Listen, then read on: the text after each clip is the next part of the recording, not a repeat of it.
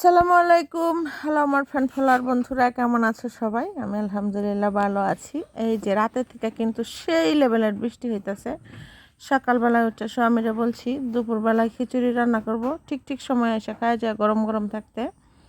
তো সেই জন্য হচ্ছে মুগ ডালটা ভাজা নিতেছি। আর কালকে দেশি মুরগি আনছি, মুরগিটাও বেশ অনেক বড়, একদম তেলওয়ালা। একটু আলু দিব, সেই জন্য আলুটা একটু লবণ হলুদ দিয়ে ভাজা নিতেছি। যে কোনো মাংসের তরকারিতে আলু দিলে যদি এইভাবে একটু ভেজে নেওয়া যায় তাহলে মাংসের চেয়ে আলুটাই বেশি মজা লাগে।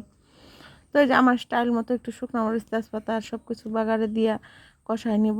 একদম পাতলা ঝোল করবো আজকে, যেহেতু খিচুড়ি, মুগ ডালের মাখো মাখো খিচুড়ি, একটু ঝোল তরকারি লাগবে। আর সাথে কিন্তু একদম কাঁকরোলের বড়া বানাবো, সেই লেভেলের মজা। কাঁকরোলের বড়া, মিষ্টি কুমড়ার বড়া, খিচুড়ির সাথে বেগুনের বড়া, এগুলো তো একদম বাঙালিয়ানা খাবার। বৃষ্টি হইতেছে, খিচুড়ি না রান্না করলে কেমন লাগে বলেন?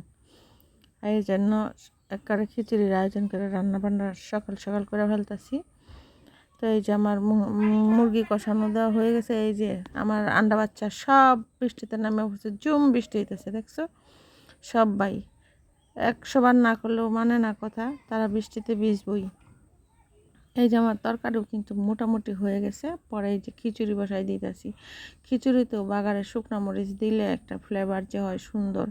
আর এটা তো মুগ ডালের খিচুড়ি, আর আমার নিজের হাতের কালিজিরা চাল, এটার গন্ধ সঙ্গে এই প্যাকেটের চালের কোনো মিল হবে না কখনোই। তো এই যে রান্না বাড়া দেখে যারা মনে চায় যে আমার হাতের রান্না খাবেন, তারা দয়া করে চলে আসবেন আমার বাসায়। আমি রান্না করে খাওয়াবো, মানুষের খাওয়াইতে আমি খুব পছন্দ করি। তো যাই হোক, এই যে খিচুড়ি আমার এই দিদা হইতে থাকবে, চলেন আমরা বড়ার ব্যাটারটা করে ফেলাই। বড়ার ব্যাটার করবার লেগে এই যে চালের গুঁড়ার সাথে একটু এই যে কাঁকরোল, এই যে গ্রিন গ্রিন কাঁকরোল। তো বড়ার ব্যাটারটার সাথে আজকে আমার সাদা আটা ময়দা কিছু নাই, আমি এই যে লাল আটা গমের আটা খাই, এই গমের আটাই দিছি। আর এই যে ধনিয়া মরিচ জিরা, তারপর একটু পাঁচফোড়নের গুঁড়া সব কিছু দিয়ে দিছি। আবার যে কোনো বড়াতে হালকা চিনি লবণ একটু সুন্দর পরিমাণ মতো দিলে মচমচে হবে, এমন ফুসফুসে মচমচে হবে, একদম সেই কটকটা মচমচে না, একদম সফট সফট মচমচে হবে।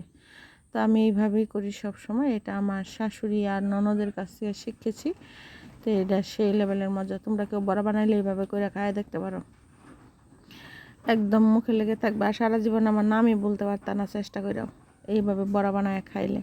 এই যে আমার ব্যাটার করা শেষ, এখন গরম গরম বড়া বানায় একেবারে খিচুড়ি হয়ে গেছে একদম প্রায়। তো বড়া বানায় স্বামীকে ফোন দিব, তাড়াতাড়ি এসে খায় যাও।